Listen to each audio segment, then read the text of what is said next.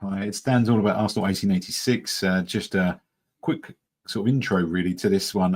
So I was lucky enough to feature on the Gooner Talk the other day on a phone-in show. Had a good chat to Tom Canton. If anyone knows or follows him, I'm sure you do. Compared to this channel, he's got over 60,000 subscribers. He's obviously a hell of a writer, and I've followed him for the last 5-6 years. But I was lucky enough to have conversations with him. Just about the Arsenal season so far. So kind of wanted to share it with you with Tom's permission. I've clipped the file and we're going to just kind of share with you what we spoke about on the day. I'm taking a mickey out of myself because I do repeat myself a little bit. We're saying from that point of view. So it's kind of that. That's kind of the show we're going to call it today. But just wanted to kind of sort of share with you what we're trying to do to help kind of build a channel by featuring on other people's podcasts. And obviously a lot of respect to Tom, big fan, and what a lovely guy. He reached out to me to say we're doing a phone in. I woke up a bit late, having laying on a day off, but jumped in, joined, and got the last call in. So much appreciated, Tom, and hopefully we'll catch up again in another show. And hopefully, you never know, you might come on this show when it's big enough one day. But I really appreciate you letting me jump on. But see what you think, guys. Comment obviously below. It's always good to get people's insight on what you think and how Arsenal season's going so far.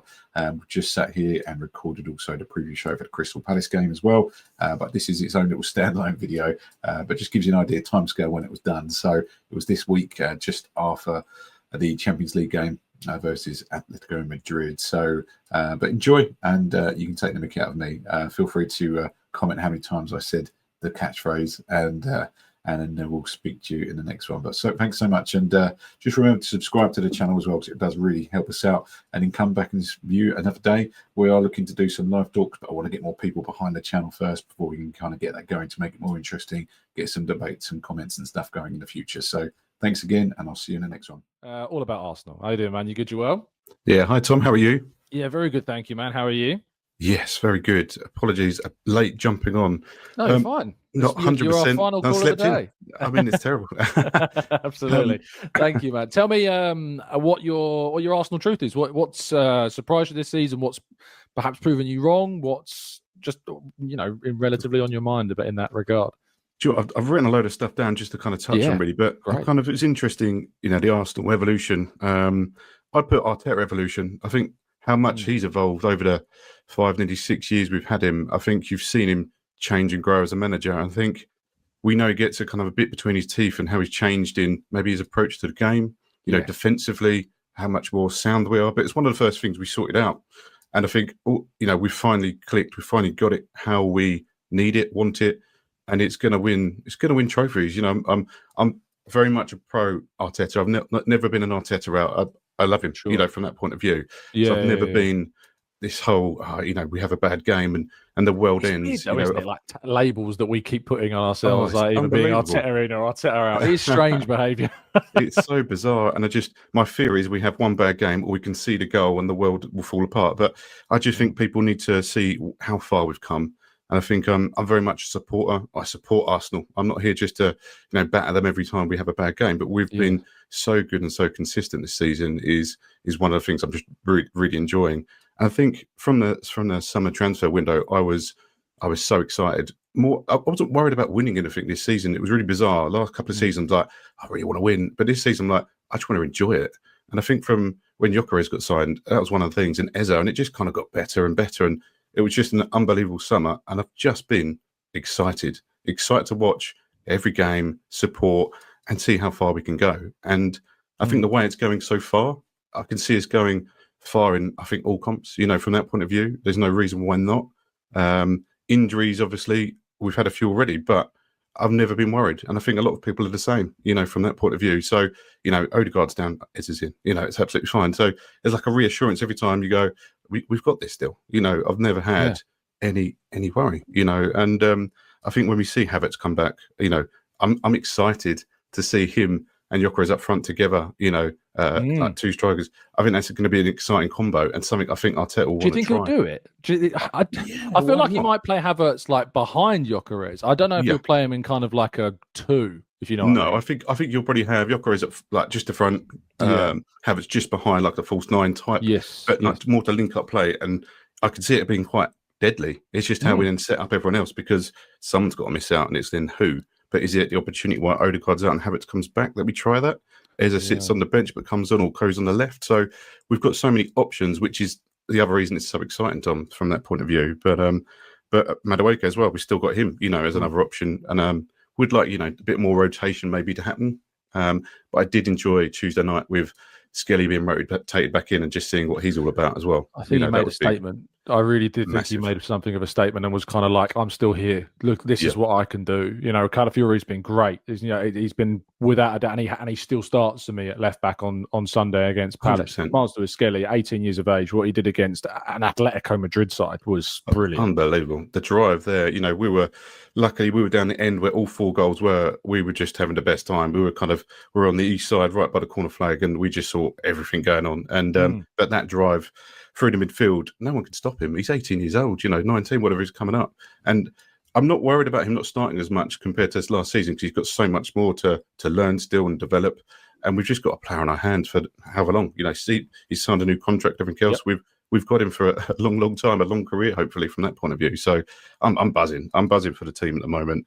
But I would like to compete on all fronts, all trophies. Why not? I suppose we were brought up on the time where we just used to put the youngsters out for the Carabao Cup games and stuff like that. And it was a good excuse for them to evolve. But I do think we're going to be going sort of stronger because the team's stronger. Overall, our second 11 is stronger than most for people's first, from that point of view. So it'll be really interesting to see how he sets up on these kind of sort of lower games to start. It'll be really interesting to see what happens there. But touching on a couple of other points, because I know you've said it before, the transition, that we're saying that Liverpool's in and Man City's in transition. You've said it before that we are in transition. And I kind of agree with what King says because it is an evolution of us. But how many players we brought in this season? It's still a massive transition for us.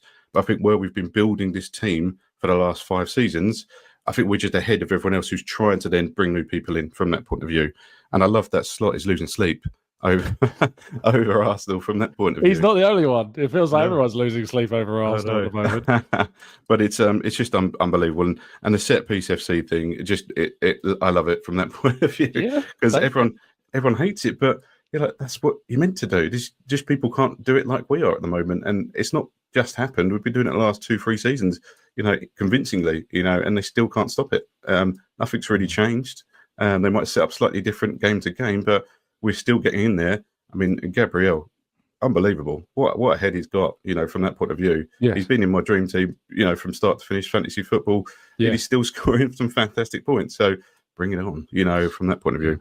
Yeah, I think the set piece thing is really interesting because obviously there's a lot of rival fans out there saying like, how is this happening? How does it keep happening? Why can't anyone stop them?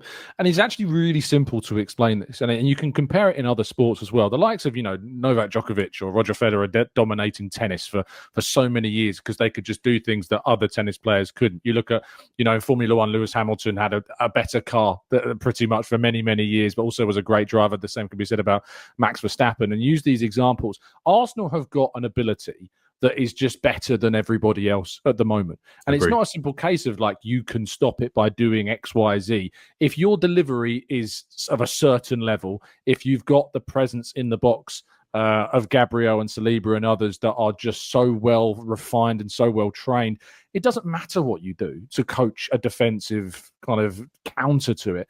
It's still going to produce results no matter what you do to counter it. We just have a perfect balance of perfect delivery, perfect threat in the box and presence and height and aerial dominance, that those two in combination are nearly impossible to stop when the certain cross comes in. Like that cross that Declan Rice provided to the opening goal against Atletico Madrid, the run from Gabriel and that glancing header.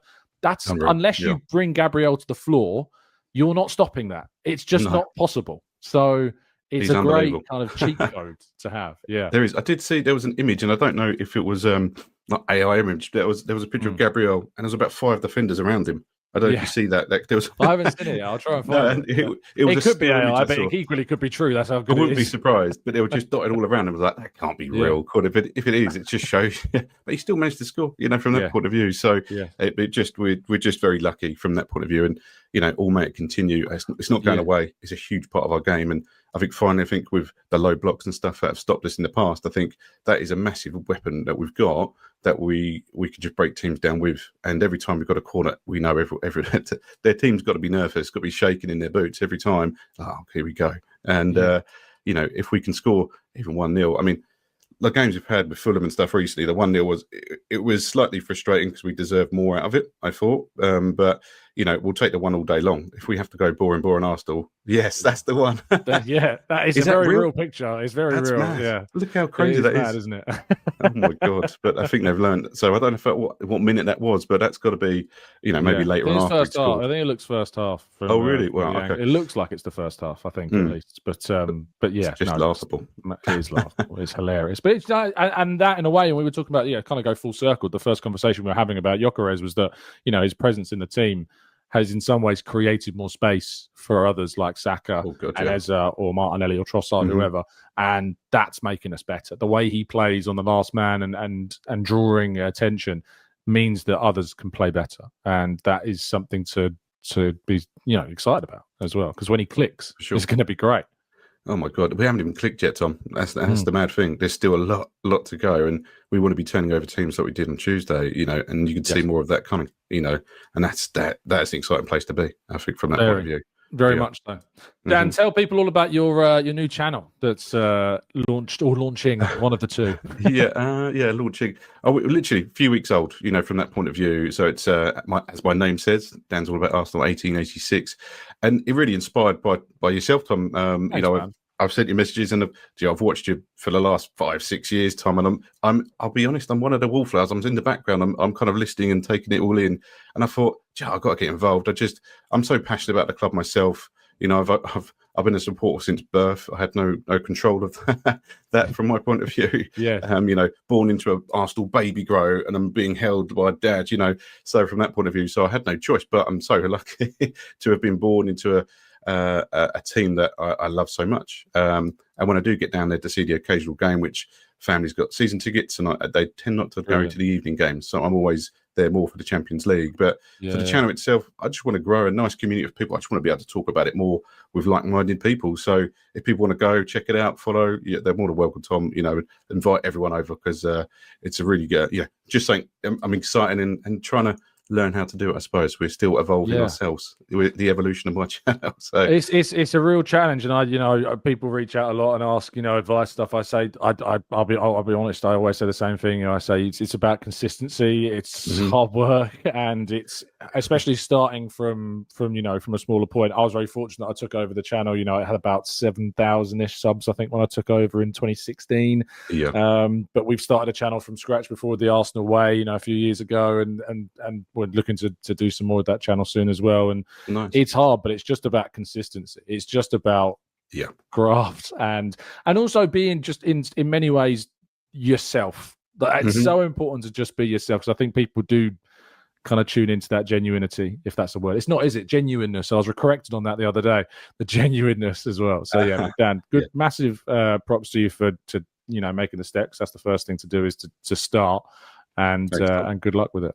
Yeah, appreciate it. Appreciate you getting me on today. Much appreciated. Of course, man. No, I mean, you asked when the next phone in is. I remembered that you did, and I dropped you a DM to say we were doing right. I woke up, I was like, oh my God, right, get on. having a lay in your day. I do tend to do them quite spontaneously. So I was in an 8 a.m. mindset. I'm surprised I even remembered, but I did. I appreciate that. Pleasure, Dan.